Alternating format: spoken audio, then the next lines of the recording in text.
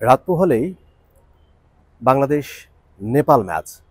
নেপালের দশরথ রাঙ্গশালা স্টেডিয়ামে অনুষ্ঠিত হবে এই ম্যাচটা, এবং যেটা ফিফা ফ্রেন্ডলি ম্যাচ। দুইটা ম্যাচ খেলবে বাংলাদেশ, 6 তারিখ একটা এবং 9 তারিখে একটা। প্রথম ম্যাচটা শনিবার অনুষ্ঠিত হতে যাচ্ছে বাংলাদেশ সময় সন্ধ্যা 6:45টায়, এবং এই ম্যাচকে ঘিরেই শেষ প্রস্তুতি সেরে নিচ্ছে দুই দল। নেপাল করেছে আগে, এবং বাংলাদেশ এরপরে প্র্যাকটিসে নেমে গেছে। হাবিয়ার কাবরেরা তারা আজকে প্রথমবারের মতো দশরথ রাঙ্গশালা স্টেডিয়ামে প্র্যাকটিস করার সুযোগ পাচ্ছে। এর আগে যেমনটা আপনারা জেনেছিলেন যে কিছুটা আক্ষেপ তাদের কাজ করেছে। নেপালে বাংলাদেশ পৌঁছেছে, এক তো যেই সময়টা আসবার কথা ছিল তাদের ফ্লাইট বিলম্বের কারণে সেটা দুপুরে রওনা দেওয়ার কথা ছিল, শেষ পর্যন্ত সন্ধ্যার পরে রওনা দিতে হয়েছে। অনেকটা সময় এয়ারপোর্টে অবস্থান করতে হয়েছে, কিছুটা বিলম্বের কারণে বেগ পেতে হয়েছে।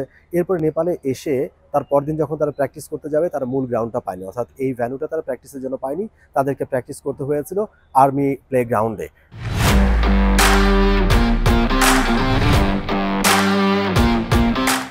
এবং সেখানের প্র্যাকটিস নিয়ে তারা খুব ঝেড়েছিলেন প্লেয়াররা এবং কোচ, সবকিছু ছিল। তবে আজকে তারা প্রথমবারের মতো দশরথ রাঙ্গশালা স্টেডিয়ামে প্র্যাকটিসের সুযোগটা তারা পেয়েছেন, এবং এই স্টেডিয়ামেই রাত পোহালে অর্থাৎ শনিবার সন্ধ্যায় অনুষ্ঠিত হবে এই দুই দলের ম্যাচ।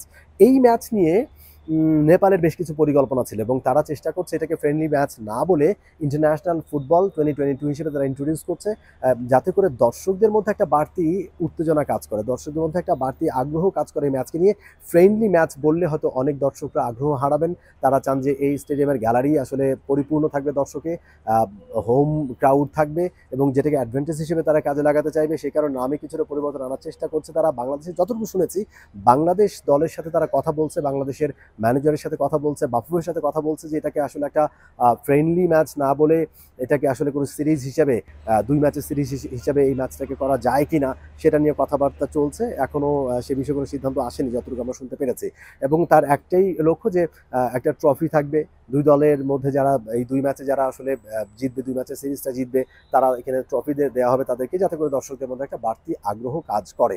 তবে দর্শকরা বুঝে গেছেন, দর্শকরা অপেক্ষায় ছিলেন যে হামজা চৌধুরী তিনি আসবেন খেলতে বাংলাদেশের, তিনি এই মাঠে খেলবেন, এবং সেটা নিয়ে দর্শকদের মধ্যে একটা বাড়তি উত্তেজনা, বাড়তি একটা আগ্রহ কাজ করছিল, এবং তারা হামজাকে দেখার অপেক্ষায় ছিলেন। কিন্তু যখনই অফিসিয়ালি ডিক্লেয়ার হয়ে গেছে যে হামজা আসছেন না, তখন আসলে তাদের মধ্যে যে উদ্দীপনাটা ছিল, যে উৎসাহটা ছিল, সেটাতে কিছুটা হলেও ভাটা পড়েছে।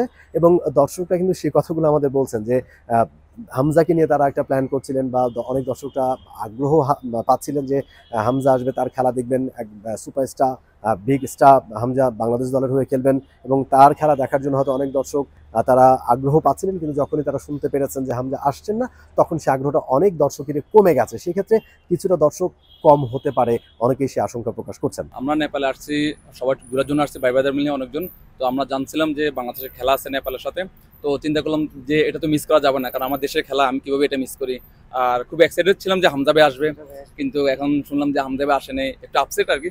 বাট কোনো সমস্যা নেই, কালকে ইনশাল্লাহ আমরা ভাই ভাইদের সবাই আসবো, টিমকে সাপোর্ট করবো ইনশাল্লাহ। As we all know that in South Asian region, Hamza, he has been a star from many more years, because the only player to play in the top division European league, that is English Premier League. That's the dream of every South Asian footballer who is deserving, or who want to dream like Hamza. He is an inspiration. So we, as a Nepalese football fans, we are expecting Hamza to play on this ground. This is a historic Dasarath Stadium. With the inclusion of Hamza, if in the team, then the hype could have been more raised, because he is a South Asian star in football. আমরা এখানে অনেকে 20-25 জন আসছি আমরা ট্যুরে, কিন্তু আমাদের লক্ষ্য, যখন শুনলাম যে এখানে বাংলাদেশ টিম আসছে, তখন আমরা উৎসাহ হয়ে গেলাম যে বাংলাদেশ ক্রিকেটের ফুটবল খেলা দেখবো। তার মধ্যে আবার হামজা চৌধুরী আমরা ফ্যান, ওই জন্য আমরা আসলে এক্সাইটেড ছিলাম যে হামজা চৌধুরী আসবে। বাট আসা না, সমস্যা নেই, কিন্তু আমাদের যারা আছে, জামাল ভাই আছে, তারা অবশ্যই ভালোটা দিবে। আর আমরা আমাদের দেশের যে জয়টা, এটা অবশ্যই দেখে, মাঠে দেখে উপভোগ করব। এখন আসি মূল কথায়, সেটা হচ্ছে যে এই মাঠে বেশ অনেকদিন পরে খেলা হতে যাচ্ছে। নেপালের প্রায় 2 বছর পর নেপাল এই মাঠে কোনো ইন্টারন্যাশনাল ম্যাচ খেলতে যাচ্ছে, সুতরাং তারা সেটা স্মরণীয় করে রাখতে চাইবে, খুব স্বাভাবিক। একই সাথে এই মাঠে আসলে বাংলাদেশের জয় পাওয়া হয়নি প্রায় 1 যুগ। নেপালের এগেনস্টে বাংলাদেশের জয় পাওয়া হয়নি। সবশেষ যেই ম্যাচটা বাংলাদেশ খেলেছে এখানে, সেটাতে কিন্তু বাংলাদেশ হেরেছে 3-1 ব্যবধানে, এবং তার আগের ম্যাচটাও আসলে ড্র হয়েছে। সুতরাং নেপালের সাথে অনেকদিন আসলে জয়হীন বাংলাদেশ। সুতরাং বাংলাদেশ তো সেই যে জয়হীনতা সেটা ঘোচাতে চাইবে, এবং এই ভ্যানুটা খুব একটা পয়া ভ্যানু না বাংলাদেশের জন্য, এবং সেটা বাংলাদেশ কাটাতে চাইবে। তবে বাংলাদেশের নজরটা হচ্ছে হংকং ম্যাচ নিয়ে, যেটা আগামী মাসের 9 তারিখ এবং 14 তারিখে এশিয়ান কাপের কোয়ালিফায়ার খেলতে হবে বাংলাদেশকে। সেই ম্যাচটাকে টার্গেট করেই আসলে বাংলাদেশ নিজেদের প্রস্তুতিটা সারতে চায়, সেটা জানাচ্ছিলেন বাংলাদেশের captain. Expectations are the same. We come here to get 3 points. You can ask any player for the team the same question, they will answer the same. We come here for 3 points, but also to give a good performance and show the people and ourselves that we are getting there for the next month, because next month is the most important for us. But of course, these 2 matches, as I said, is also very important. একে তো হামজা, সমিত সোমরা আসছেন না, সেটা নিয়ে কিছুটা উত্তেজনা কমেছে নেপালের সমর্থকদের, যারা হয়তো অনেকদিন পরে এখানে খেলা দেখার সুযোগটা পেতেন। তবে সেটা একদিক দিয়ে কিন্তু ভালো হয়েছে নেপালের জন্য, যে বড় সুপারস্টাররা না আসাতে হামজা টিমের সাথে থাকলে বাংলাদেশ দল এমনিতে বুস্ট আপ থাকার কথা, এবং তার প্লেইং স্টাইল কিংবা তার যে স্পিডি ফুটবল কিংবা বাংলাদেশ দলের জন্য তিনি যেটুকু করতে পারতেন সেটুকু এখন সেই তার সার্ভিসটা বাংলাদেশ দল পাবে না, এবং সে না আসার কারণে কিছুটা হলেও চিন্তামুক্ত নেপাল। কিন্তু তারা সেটা মানতে নারাজ। তারা বলছেন যে তাদের দলে ক্যাপেবল ফুটবলাররা রয়েছেন, যেই আসুক না কেন, বাংলাদেশ দল যেমনই হোক না কেন, বাংলাদেশ দলকে এখনও তারা রেসপেক্ট দিচ্ছেন। তারা বলছেন বাংলাদেশ দল শক্তিশালী দল, ওয়েল অর্গানাইজড একটা দল, কিন্তু বাংলাদেশ দলে যেই আসুক, হামজা চৌধুরী আসুক বা যেই আসুক, তারা আসলে ভয় পান না, কিংবা তাদের দলে সেই ক্যাপেবল ফুটবলাররা আছেন, তাদের জেতার সক্ষমতা আছেন, সেটাই বলবার চেষ্টা করছিলেন নেপালের coach. We know Bangladesh will come with a strong side, regardless if Chowdhury comes or not. The players that will replace him are of high quality, playing professionally. So it's not a big concern for us. I actually prefer that if they came with full strength. It would be a great test for us. It will be a great test for us anyway. So, like I said, not so much focus on them. It's about what we're going to do, about us imposing our style of play, controlling the tempo of the game, and putting on a performance for the fans.